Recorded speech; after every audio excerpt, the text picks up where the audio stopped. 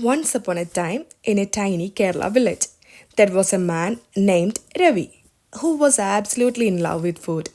One day, his mother decided to make Ela Ada, a delicious Kerala treat made of rice flour, coconut, and jaggery wrapped in banana leaves.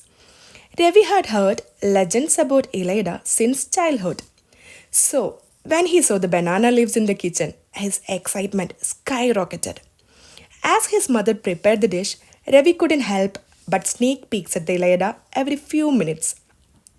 His stomach growled louder than the Kerala monsoon rains. Finally, the moment arrived. His mother handed him a steaming Elaida, and Ravi was ready to dive in. But just as he took a bite, a wild thought crossed his mind. What if I tried to eat it faster than anyone else in the village? He took another bite, then another. By the time he looked up, his mother was staring at him with wide eyes. Ravi, where did all the Elida go? She asked. Ravi, with a smile, replied, I ate it in the blink of an eye. But don't worry, there is still one left somewhere. And from that day on, Ravi was known as the man who disappeared his Elida faster than a monsoon floods.